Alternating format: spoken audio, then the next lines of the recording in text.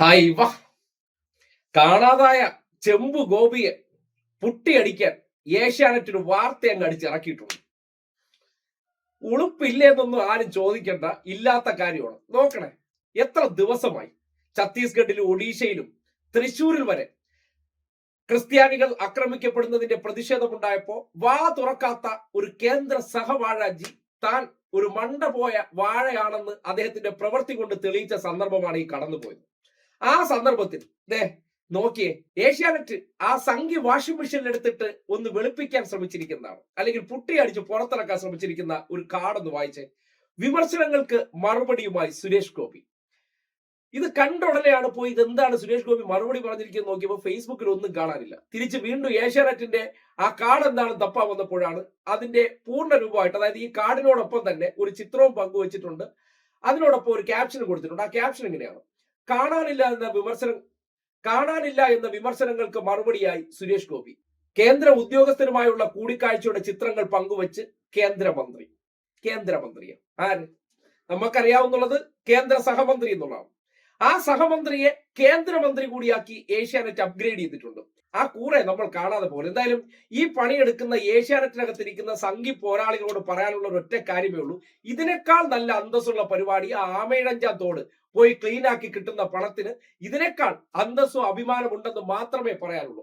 അതും കഴിഞ്ഞിട്ട് എന്താണ് വിമർശകർക്കുള്ള മറുപടി എന്ന നിലയ്ക്ക് ഏഷ്യാനെറ്റ് അടിച്ചിറക്കിയ മറുപടി എന്താണെന്ന് ഒന്ന് പരിശോധിക്കാൻ പോയപ്പോഴാണ് ഏഷ്യാനെറ്റിന് മാത്രം വായിക്കാൻ കഴിഞ്ഞ വിമർശകർക്കുള്ള മറുപടി എന്ന് വേണം അതിനെ അനുമാനിക്കാൻ. അതായത് സുരേഷ് ഗോപിയുടെ പോസ്റ്റ് ഇങ്ങനെയാണ്. അറ്റ് ന്യൂഡൽഹി എന്ന് അദ്ദേഹം ടാഗ് ചെയ്തുകൊണ്ടിരിക്കുന്ന പോസ്റ്റ് ആണ്. ഇന്നത്തെ ഡേറ്റ് ആണ് ആദ്യം. അതിനുശേഷം meeting with the senior officials of ministry of petroleum and natural gas regarding the Pradhan Mantri Ujjwal Yojana, a matter of discussion at Rajya Sabha today.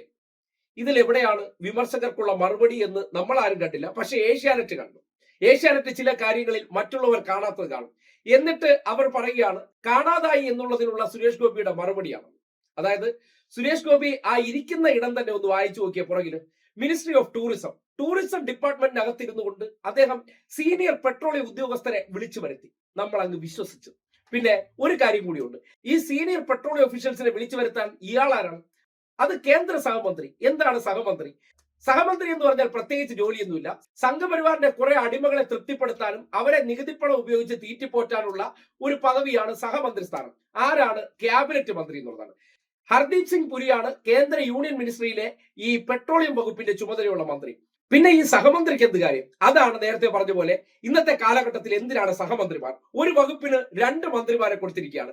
ചിലരെ തൃപ്തിപ്പെടുത്താനും ചില രാഷ്ട്രീയ ആശ്രിതരെ പോറ്റാനും വേണ്ടിയുള്ള വകുപ്പുകളാണ്. 5 വർഷം പ്രത്യേകിച്ച് പണിയൊന്നുമില്ല, നികുതിപ്പണം എടുത്ത് നിങ്ങൾക്ക് ലക്ഷങ്ങൾ ശമ്പളം തരും. അതും കൊണ്ട് നടന്ന് ഒരു കേന്ദ്രമന്ത്രി പദവി എന്നുള്ള നിലയ്ക്ക് ചുവന്ന ബോർഡും വെച്ച് നാട് നീളെ ഇവർക്ക് ഉല്ലാസ യാത്ര പോകാം. അതിന്റെ പ്രിവിലേജ് ഉപയോഗപ്പെടുത്തി ജീവിതം ഒന്ന് 10 പൈസ ചിലവില്ലാതെ ആസ്വദിക്കാം. അതാണ് ചെയ്തുകൊണ്ടിരിക്കുന്ന പ്രവർത്തനം. ഇവർ കൂടെ പറയാറില്ലേ, എന്തിനാണ് കേരളത്തിലെ മന്ത്രിമാർക്ക് ഈ സ്റ്റാഫുകളെ കൂടെ മാറ്റുന്നതെന്ന്? അവിടെ തിരിച്ചെന്താ ഈ ചോദ്യം ഉന്നയിക്കാത്ത?